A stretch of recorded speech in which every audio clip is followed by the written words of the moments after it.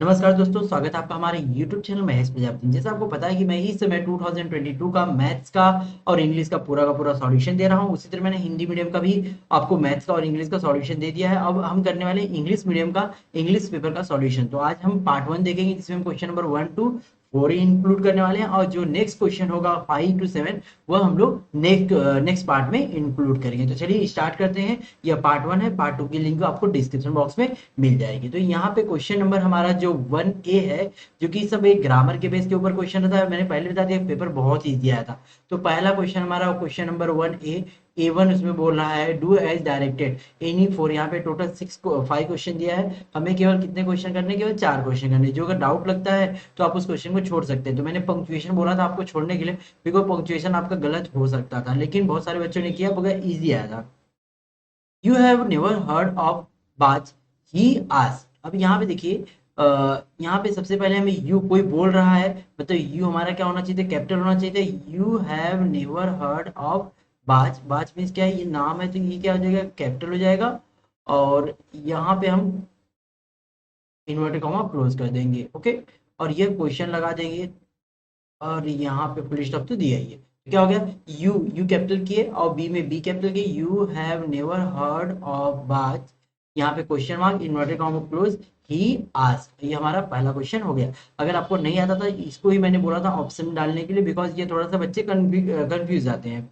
Next second question है, find out 4 hidden words having at least 4 letter from them from the given words. अब देखिए यहाँ पे बोल रहा है 4 लेटर उसमें चाहिए। अगर आप 3 लेटर का वर्ड बनाते हैं, सपोज करिए 3 लेटर का वर्ड कौन सा आता है, यहाँ पे ये मैट आता है, MAT मैट। तो ये अलाउ नहीं, यहाँ बोल रहा है कि उसमें कितने होने चाहिए, एटलीस्ट 4 लेटर होने चाहिए और 4 वर्ड हमें बनाना है। आज में बहुत सारे बच्चे गलतियां करते थे, बिकॉज ये हिंदी मीडियम के बच्चे हैं, उनके लिए 3 लेटर चलेगा, लेकिन इंग्लिश मीडियम में आपके लिए है ओनली मोर देन 3 लेटर, मतलब 4 लेटर के वर्ड चलेंगे। तो यहाँ पे हम पहला क्लेम बनाते हैं, ओके।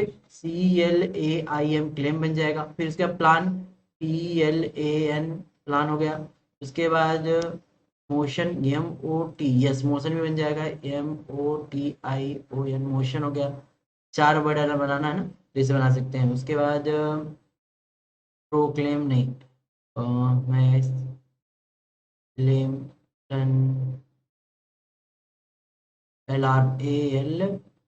अलार्म, हाँ अलार्म बना सकते हैं, हो गया। ALM सब कुछ में है। तो ये हमारा 4 वर्ड। इसी तरह आपको भी बनाना था। आपने क्या वर्ड बनाया है, प्लीज आप लोग कमेंट बॉक्स में जरूर बताइए, ओके। कमेंट बॉक्स में आप लोग बताइए कि आप लोगों ने कौन से वर्ड बनाए हैं। तो आप यहाँ पे कमेंट बॉक्स में मुझे बता सकते हैं। तो ये तो मैंने यहाँ पे बता दिया। इस तरह आप कोई भी, हाँ, कोई भी वर्ड बना सकते हैं, लेकिन ये आपको ये जितने लेटर इसमें दिए हैं, उनको ही यूज करना है। अलग से आपको कुछ भी यूज करना नहीं है। नेक्स्ट क्वेश्चन नंबर 3 है, spot the error and derive the correct sentence. All the great religions teaches. यहाँ पे टीचेस नहीं होता, बिकॉज यहाँ पे रिलीजियंस बोल दिया, तो यहाँ पे क्या होना चाहिए, टीच। क्या होना चाहिए, टीच। तो यहाँ पे ये रॉन्ग है, आपको इसको क्या करना था, टीच करके लिखना था, ओके। टीच लिखना था और उसको फिर से सेंटेंस को रिराइट करना था, ओके। यहाँ पे टीचेस के क्या करना है, टीच करना। All the great religions teach us to care for our children. Next question number 4, arrange the following word in alphabetical order. Alphabetical मैंने बहुत इजीली तरीके से बात है, मोस्टली सारा के सारा ग्रामर मैंने सिखा दिया है। चैनल पे हमारे विजिट करेंगे, आपको सारा के सारा ग्रामर मिल जाएगा।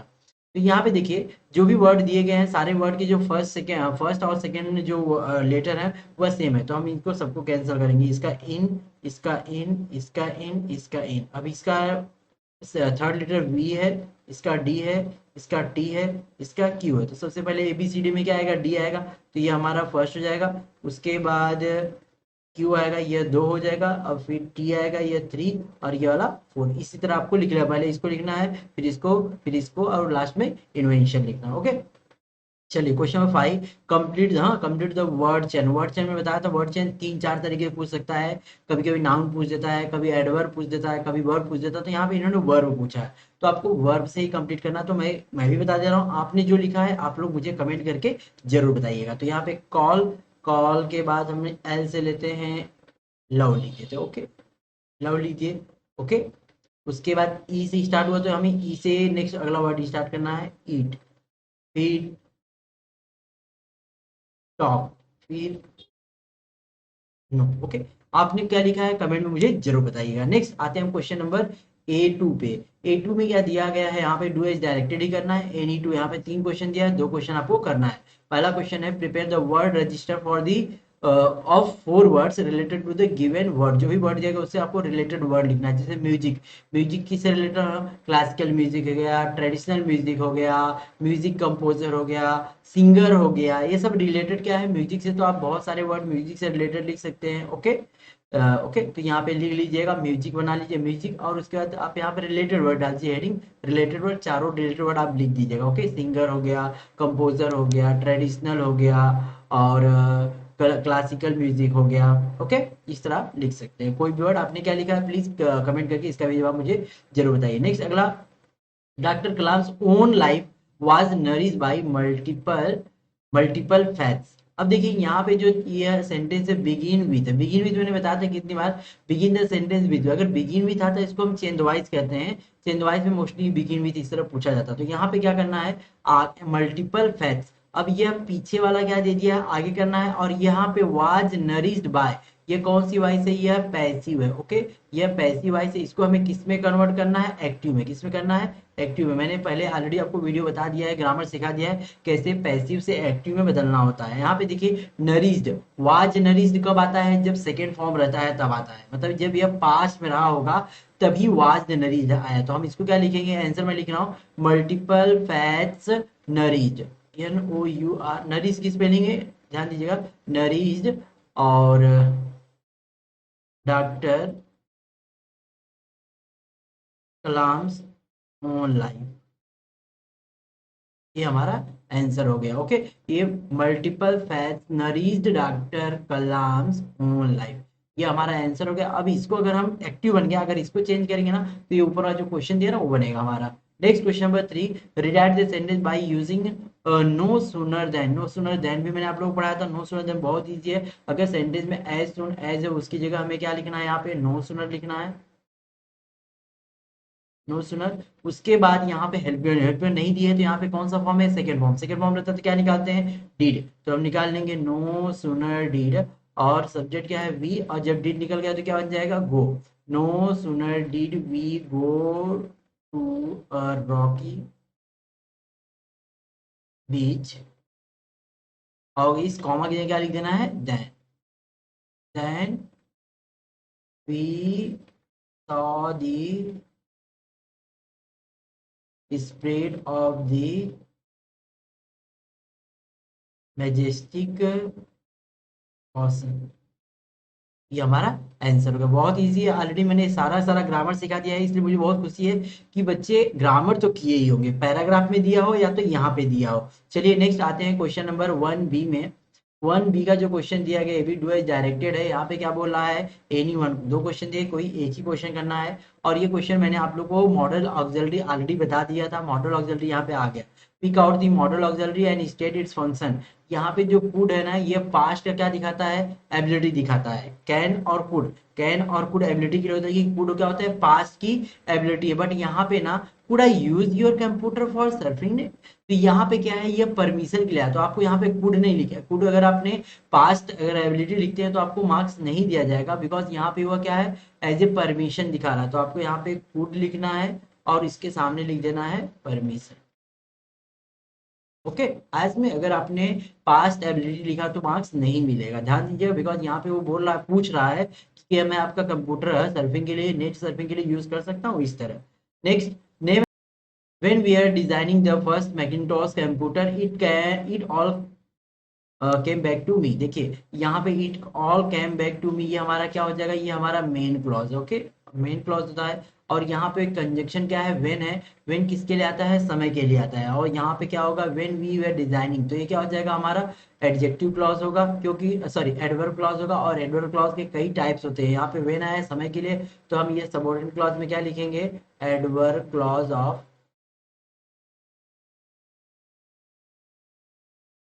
टाइम। ओके, ये हमारा आंसर हो जाएगा। चलिए नेक्स्ट आते हैं हमारे सेकंड क्वेश्चन की तरफ। सेकंड क्वेश्चन है जो आपका पैराग्राफ है, टेक्स्ट वाला पैराग्राफ। ओके, यह पहले चैप्टर है, पहला जो लेसन है उसका है थीव्स वाला। हाँ, थीव्स वाले का है, और बहुत अच्छा पार्ट है, मैंने आपको बताया भी है, एक्सप्लेन भी किया है कई बार। तो ये जो पार्ट का पहला क्वेश्चन यहाँ पे दिया गया, पहला आपको सबसे पहले मैंने बोला है जो अगर क्वेश्चन दिया है पैराग्राफ वाला ना, तो सबसे पहले आप पैराग्राफ रीड कर लिए, पैराग्राफ रीड कर लेंगे ना तो आपको क्वेश्चन आंसर ढूंढने में बहुत ही आसानी होगी। You look A बिटिल wrestler yourself, आप एक रेसलर दिख रहे हो, हु किसने किससे कहा, तो किसने किससे कहा यहाँ पे देखिए, यू यहाँ पे लिखा है you look A बिटिल wrestler yourself I said, किसने कहा, हरि ने, थीफ ने कहा ना, तो यहाँ पे हरि होगा, और यहाँ पे किससे कहा उसने, अनिल से कहा, तो यहाँ पे अनिल लिख देंगे। दूसरा, if you can cook then may I can feed you, अगर आप खाना बना लेते हो तो मैं तुम्हें जरूर खिलाऊ पिलाऊंगा, तो यहाँ पे क्या होगा, अनिल ने, लास्ट में दिया पैरा पढ़ेंगे तो इजीली आप लिख सकते हैं अनिल सेड टू हरी, अगर हरी आप नहीं, हरी जगह आप थीप लिखेंगे तो भी चलेगा, लेकिन यहाँ पे हरी के बारे में ही सब कुछ दिया है। चलिए नेक्स्ट आगे आते हैं नेक्स्ट क्वेश्चन की तरफ। क्वेश्चन नंबर A2 जो दे दिया है, कंप्लीट द क्लस्टर, एक cluster diagram dimensioning the characteristic of the main character of the passage, passage में जो मेन कैरेक्टर कौन है, अनिल है, अनिल की एज कितनी है, तो यहाँ पे देखिए जब हरी बात कर रहा था तो बता रहा था कि ही वाज अबाउट 25, कितने साल का था वह, 25, मतलब उसकी एज कितनी हो जाएगी 25, सब कुछ पैराग्राफ में दिया है, 25 ईयर का है। उसकी क्वालिटीज भी यहाँ पे दिया गया है, he looked easy going kind and simple, okay मिल गया, तो हम यहाँ पे लिख देते हैं, बिकॉज मैंने पहले बोला अगर आप पैराग्राफ पढ़ते हैं तो सब इजी लगता है, तो यहाँ पे आप क्या लिख सकते हैं, काइंड, और यहाँ पे क्या लिख सकते हैं, simple.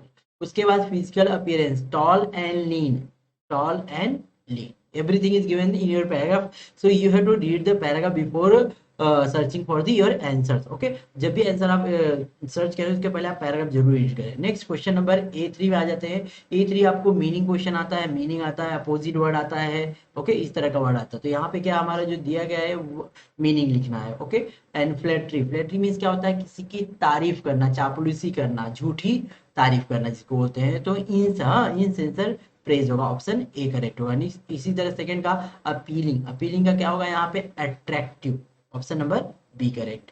Next question number A4 आपका ग्रामर आ गया, जो ग्रामर मैंने बताया था वही ग्रामर आया, देखिए यहाँ पे क्या करना है, WH टाइप क्वेश्चन हमें फ्रेम करना है। आई टूक a new name every month, यहाँ पे ये अंडरलाइन में क्या दिया है, नया नाम, तो यहाँ पे क्या आएगा, व्हाट, सबसे पहले हम क्या लिखेंगे, व्हाट, उसका हेल्पियन नहीं दिया है, हेल्पियन नहीं दिया है तो हम यहाँ क्या आ जाएगी, मेन वर्ब, मेन वर्ब यहाँ पे क्या है, टुक, मतलब सेकेंड फॉर्म में, तो हम क्या निकालेंगे, डिड, वेन व्हाट डिड, और यहाँ पे सेंटेंस में सब्जेक्ट आई है, तो मैंने कितनी बार बोला आई को हमें किस में चेंज कर देते हैं, यू में, तो वे व्हाट डिड यू, और टेक में से जब टुक में से जब डिड निकाल लेंगे तो क्या बन गया हुआ, take, what did you take every month, और यहाँ पे क्वेश्चन मार्क लगाना जरूरी, कई बार बच्चे क्वेश्चन मार्क नहीं लगाते, अगर क्वेश्चन मार्क नहीं लगाते मार्क्स नहीं मिलेगा। Next, I was an experienced hand, underline the determiners from the given sentence, sentence में से आपको डिटरमाइनर लिखना है, बस केवल डिटरमाइनर हमारा यहाँ पे क्या होगा, एन, क्या होगा, एन होगा। Next question number A5, why do you think Hari Singh give his most appealing smile, मतलब वह मोस्ट अपीलिंग स्माइल क्यों दे रहा था उसके बारे में आपको लिखना है, तो you have to write from your paragraph, paragraph से आपको लिखना है। देखिए यहाँ पे उसने बताया है कि बिकॉज यहाँ पे कहीं सामने वाले का कॉन्फिडेंस, हाँ सामने वाले कॉन्फिडेंस को पाने के लिए वह अपनी अपीलिंग कर रहा था, इस तरह का अपने आप को वह बता रहा था, तो यहाँ पे आप यहाँ लास्ट पैराग्राफ से लिख सकते हैं, let and into young confidence, हाँ यहाँ पे आई हैड, ही हैडंट, हाँ he hadn't much luck of the let and thought, यहाँ से लिख सकते हैं, ओके। चलिए नेक्स्ट आते हैं पैराग्राफ, देखिए ये जो इस तरह के क्वेश्चन पर्सन रिस्पॉन्स क्वेश्चन होते हैं मोस्टली ना पैराग्राफ से रिलेटेड होते हैं, तो इससे क्या होता है कि आप आसानी से जवाब दे सकते हैं बिकॉज वो पैराग्राफ के ऊपर ही डिपेंड रहते हैं। नेक्स्ट क्वेश्चन भी, read the following passage and complete the activity, मतलब पैराग्राफ पढ़िए और एक्टिविटी को कंप्लीट करिए। Complete the given sentence by choosing the correct option, पहले क्या करना है आपको, पैराग्राफ पढ़ना है, मैंने पैराग्राफ रीड कर लिया है, तो फटाफट आंसर हम लोग देख लेंगे, okay. The on the monument and sites initiated at draft convention on the create, ये देखिए पैराग्राफ में कहाँ पे है, यहाँ पे दिया गया, ओके ये सब कुछ पैराग्राफ में दिया है, सबको टेंशन की जरूरत नहीं, यहाँ पे दिया है यूनेस्को, यहाँ से दिया है UNESCO and the international council of the on the monuments and sites initiated a draft convention, तो यहाँ पे दिया है इंटरनेशनल काउंसिल एंड यूनेस्को, तो यूनेस्को का ऑप्शन नहीं यहाँ पे है, तो ये हमारा कौन सा हो जाए, इंटरनेशनल काउंसिल, ऑप्शन हमारा कौन सा रहेगा, B for Bombay. Next question number second, second वाले क्वेश्चन में जो दिया गया है, the famous dam situated in Egypt on river Nile is, कौन सा था? Aswan, Aswan high dam. Okay, ये पैराग्राफ में दिया गया। नेक्स्ट थर्ड वाले का, the idea of the protecting cultural and the natural heritage sites around the world began in the early 20th century, it is given in your first paragraph in the second or third line, okay, in second line, okay, it is given here. Next question number 4 पे आप आते हैं, तो fourth question में बोल रहा है, the project cost an estimated US $80 million and $40 million of the which came from different countries, कौन कितनी कंट्री से ली गई थी? तो यहाँ पे दिया गया है इट इज, ओके, सो यहाँ पे लिखा है विच कम ऑफ 50 डिफरेंट कंट्री, क्या हो जाएगा 50, तो यहाँ पे हम ऑप्शन में कौन सा रहेगा? D for Delhi. ओके, चलिए, बहुत ही इजी, मैंने पहले बोला ना इंग्लिश का पेपर बहुत इजी है, वो हिंदी मीडियम का है या इंग्लिश मीडियम का, दोनों बच्चों का पेपर बहुत ही इजी आया था। और इसका पार्ट 2 भी हम करेंगे। पार्ट 2 में हम क्वेश्चन नंबर जो राइटिंग स्किल है वो सब इंक्लूड करेंगे। यहाँ पे हम क्वेश्चन नंबर केवल 4 तक ही ले रहे हैं। तो आ गए हम B2 पे। जो B2 का जो क्वेश्चन है यह कुछ इस तरह है, complete the following information from the passage. UNESCO launch an international campaign in 1959। 1959 में उसने क्या किया? कैंपेन लॉन्च किया। क्यों लॉन्च किया? तो यहाँ पे इसका रीजन दिया गया है, to protect the temples and the artifacts of the artifacts. Okay, तो ये आपको यहाँ से लेके यहाँ तक लिखना था, बहुत इजी है। चलिए, बस इतना लिखना, ज्यादा कुछ नहीं लिखना था। नेक्स्ट सेकंड वाला क्वेश्चन है, White House conference in the United State call for a world heritage trust. तो यहाँ पे वो भी है, इसका भी आंसर दिया है, White House conference in the United State call for the world heritage to protect from year, आपको यहाँ से to protect historic and cultural sites but also the protect the world significant natural and scenic sites, यहाँ तक लिखना है। तो इसके लिए आपको टेबल नहीं बनाना है, पहले आप लिखना है, टेबल बाद में आपको फ्रेम करना होता है, क्योंकि कभी कभी टेबल में जगह नहीं होती है, तो इसलिए पहले आप लिख लीजिए, उसके बाद टेबल को फ्रेम कर लीजिए। नेक्स्ट क्वेश्चन नंबर हम B3 पे आते हैं। B3 पिक आउट है and right any 4 adjective from the passage. Passage में ढेर सारे एडजेक्टिव है, तो मैं बता देता हूँ आपको। अगर पहले पैराग्राफ से लिखना है तो पहले पैराग्राफ से आप लिख सकते हैं, बहुत ढेर सारे हैं। तो सबसे पहला आपको क्या दिख रहा है यहाँ पे? कल्चरल, नेचुरल, एक ये भी हो गया, एक हो गया, दो हो गया, इसके बाद एंसेंट, ये 3 हो गया, और आगे लिखना चाहते हैं तो बहुत ढेर सारे हैं, वैसे मैंने पहले बता दिया, आप लोग रीड करेंगे तो आपको पता चल जाएगा। और एक यहाँ सामने दिख रहा है मुझे 4, मैंने 4 देख लिया, 4 भी लिखना था, तो 4 हम लिख सकते हैं, यहाँ पे आप लिख लीजिएगा। नेक्स्ट आते हैं क्वेश्चन नंबर B4 पे। B4 मैंने बताया था ग्रामर क्वेश्चन होता है। पहला है, UNESCO and international council on monuments initiated a draft convention to create an international organization responsible for the protecting cultural heritage, not only but also। यह grammar मैंने आपको बताया, नॉट ओनली बट आल्सो कैसे करना है। दो अलग अलग चीजों के पहले हमें नॉट ओनली बट आल्सो करना पड़ता है, तो दो अलग अलग चीजें से हमें कैसे पता चलेगा? यूनेस्को एंड इंटरनेशनल काउंसिल, तो यहाँ पे एंड मतलब ये यूनेस्को अलग है और इंटरनेशनल काउंसिल ये अलग है। तो हमें यहाँ क्या करना पड़ेगा? यहाँ पे सबसे पहले हमें स्टार्ट करना पड़ेगा, सॉरी, नॉट ओनली से। किससे स्टार्ट करना पड़ेगा? नॉट ओनली, एकदम स्टार्टिंग से हमें सबसे पहले लिखना नॉट ओनली। तो यहाँ पे हम स्टार्ट करेंगे नॉट ओनली, और यहाँ पे बैंड की एंड की जगह क्या लगा देंगे? But also. क्या लगा देंगे? इजी था, not only UNESCO but also international council on monument, आगे पूरा ऐसे सेंटेंस लिख देना लास्ट तक यहाँ तक।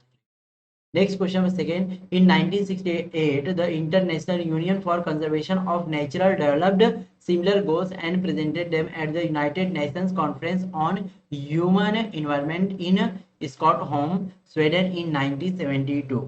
Identify whether the above sentence is simple, compound or complex. Simple कैसा होता है? जो एक सेंटेंस होता है only one subject, one verb और वन हेल्पिंग होती है, बट यहाँ पे बहुत ढेर सारे सेंटेंस, और यहाँ पे एंड दिया गया। एंड क्या होता है? कंजक्शन होता है, और अगर एंड वगैरह से जुड़ा होता है तो हमारा क्या हो जाता है? कंपाउंड। क्या हो जाता है? कंपाउंड सेंटेंस हो जाता है। ओके, चलिए, तो ये इसका आंसर क्या रहेगा? इट इज कंपाउंड सेंटेंस, बस इतना ही लिखना, कुछ लिखना नहीं है। नेक्स्ट क्वेश्चन नंबर B5 में, what measures will you adopt for the prevention of the any historical site, किसी हिस्टोरिकल साइट को बचाने के लिए आप क्या प्रिवेंशन करेंगे? सबसे पहले क्या हमें करना चाहिए? सबसे पहले हमें क्या होना चाहिए? जो भी जगह हिस्टोरिकल प्लेस है उसको क्या है, जो पॉल्यूशन है, ओके, पॉल्यूशन हो गया, टूरिज्म हो गया, और अर्बनाइजे, हाँ, जो अनएक्सपेक्टेड जो इवेंट्स वहाँ पे होती हैं उनसे हमें उसको बचाना चाहिए। सबसे पहले तो पॉल्यूशन से बचाना चाहिए, बिकॉज हिस्टोरिकल प्लेस है, बचाना चाहिए। टूरिज्म, टूरिज्म से बचाना चाहिए, because as you know that कि टूरिज्म की वजह से वो जो हिस्टोरिकल प्लेस है वो पूरी तरह रूइन हो जाता है, पूरी तरह बर्बाद हो जाता है। तो ये दो चीज़ों से हम बचा सकते हैं। And we can run campaign इसके, टू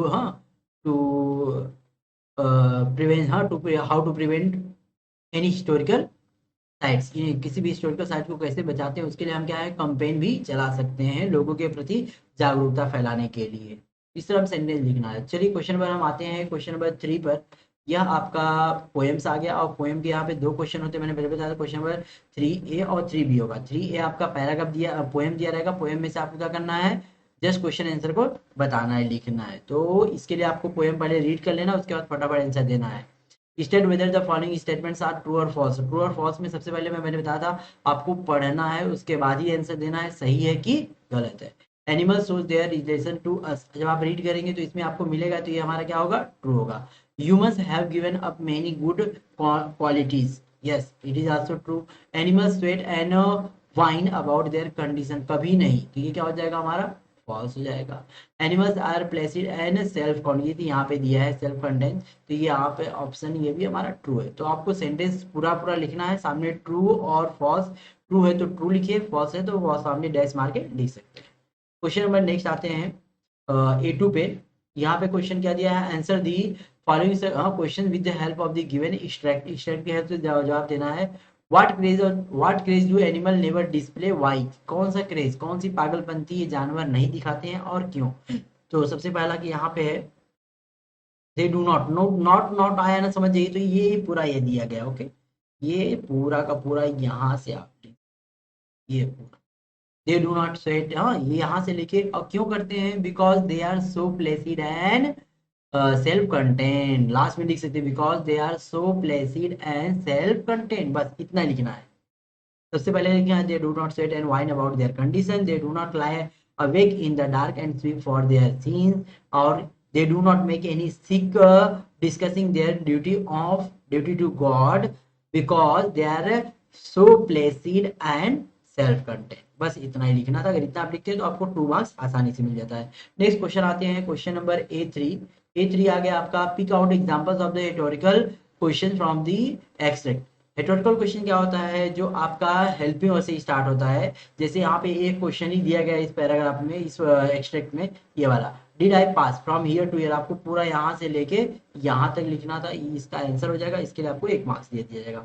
नेक्स्ट आते हैं हम अगली पोएम पे, जो कि क्वेश्चन नंबर 3 का बी है।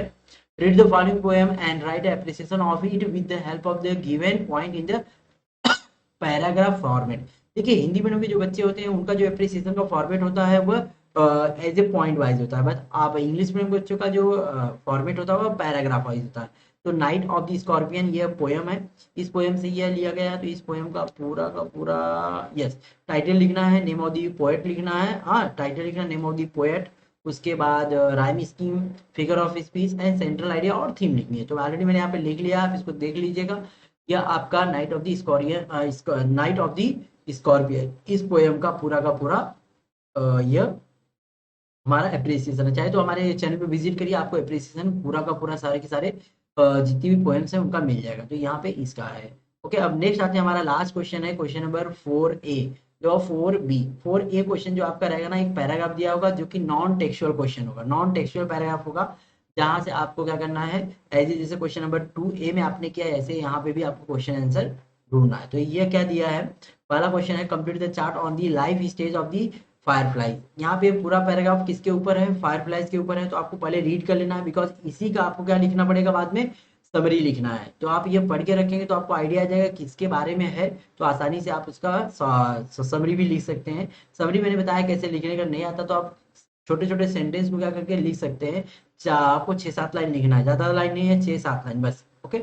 चलिए, तो यहाँ पे पहला क्वेश्चन दिया है life stage of fireflies, fireflies की लाइफ स्टाइल क्या होती है। So we have to write from the passage, passage में आप जब रीड करेंगे तो आपको पता चल जाएगा इसकी लाइफ क्या, लाइफ स्टेज है स्टार्टिंग एज एन एग से स्टार्ट होती है, हैचिंग इनटू ए लार्वा, ये लार्वे में हैचिंग इनटू लार्वा होता है। उसके बाद at the juvenile stage they turn into the pupa, pupa में बनते हैं, एंड फाइनली एडल्ट होते हैं। 4 या आप लिख सकते, ओके, ये 4 स्टेज।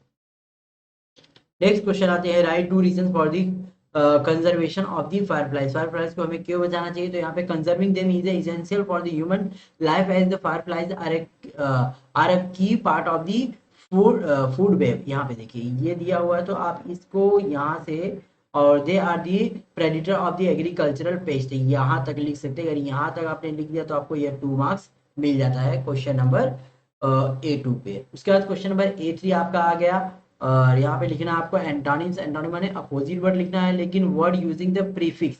आप देखिए प्रीफिक्स से लगा करके कई वर्ड को अपोजिट बना सकते हैं, बहुत इजी। हमें यहाँ प्रीफिक्स लगाना है। डिफरेंट का क्या हो जाएगा, इनडिफरेंट। क्या लगाना है, इनडिफरेंट। ओके, नेक्स्ट एक्सपीरियंस का क्या हो जाएगा, इनएक्सपीरियंस। नेक्स्ट बैक्टीरियल का एंटी बैक्टीरियल।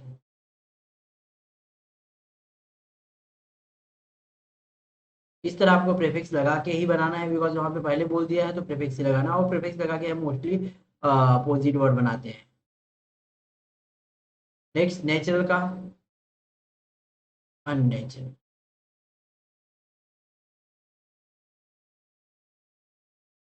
ओके, ये सब हो गया हमारा अपोजिट वर्ड। अब आते हैं क्वेश्चन नंबर A4 पे। A4 जो क्वेश्चन दिया गया बहुत इजी क्वेश्चन है। डू एज डायरेक्टेड में too many peoples can disturb adult and larvae larval habitat. तो यहाँ पे क्या है, यहाँ पे पूछा है हमें कि एज वेल एज का यूज करना। एज वेल एज हम कहाँ यूज करते हैं, एंड की जगह। तो टू यहाँ पे एंड की जगह हम क्या कर देते हैं, एज वेल एज की, और कोई चेंजेस करना नहीं है। तो आंसर हमारा हो जाएगा to many people can disturb adult as well as larval habitat. ये आंसर था, बहुत इजी था।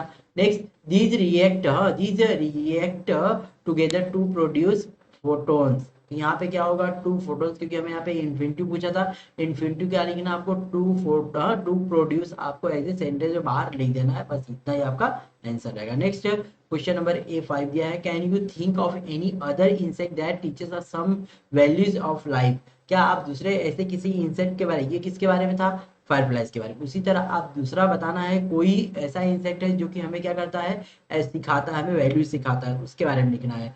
तो आप किसी के बारे में एग्जांपल ले सकते हैं। हम एग्जांपल लेते हैं एंड का, क्योंकि एंड का एग्जांपल इसलिए ले रहे हैं क्योंकि एंड की आपने कहानी कभी सुनी होगी।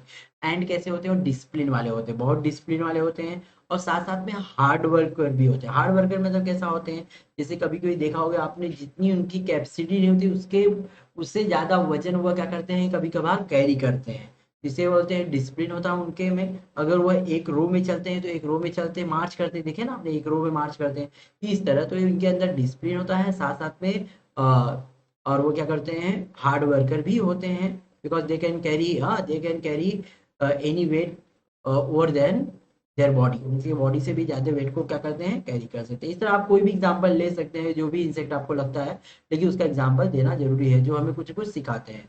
नेक्स्ट क्वेश्चन नंबर 4B में आता है आपको summary writing. Read the above passage given in question number 4A and right A summary of it in the paragraph and suggest a suitable title. ये किसके बारे में है, फायरफ्लाइज के बारे में। तो यहाँ पे आपको ना टाइटल आराम से मिल जाएगा, फायरफ्लाइज मिल जाएगा। ओके, फायरफ्लाइज लिख दीजिए टाइटल, और उसके बारे में आपको क्या करना है, शॉर्ट पैराग्राफ लिखना है। तो उसके लिए क्या करिए, आप स्टार्टिंग के जो इसकी लाइफ स्टेप है, लाइफ स्टेज है वो लिख लीजिए। उसके बाद सेकेंड पैराग्राफ में से चाहे तो ये वाला फर्स्ट लाइन लिख सकते हैं। उसके बाद यस, तो यहाँ से भी एक लाइन लिख सकते हैं। एग्जाम्पल नहीं लेना है, लेकिन यहाँ पे देखिए एग्जाम्पल दिया, तो एग्जाम्पल हमें जो समरी होती है एग्जाम्पल हमें इंक्लूड नहीं करना, तो ये लाइन हम इंक्लूड नहीं कर सकते हैं। In wonderful that the people around the world go to see fireflies. अच्छा, ये लिख सकते हैं, ये भी। Okay?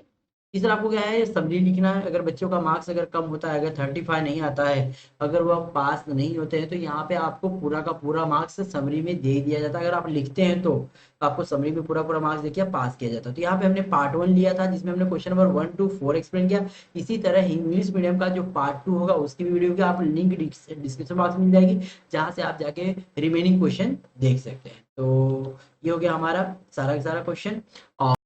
और जिन्होंने चैनल को सब्सक्राइब नहीं किया तो प्लीज चैनल को सब्सक्राइब कर लीजिए, वीडियो को लाइक करिए, कमेंट करिए, अपने दोस्तों में शेयर करना ना भूलिए। मिलते हैं हम लोग नेक्स्ट वीडियो में।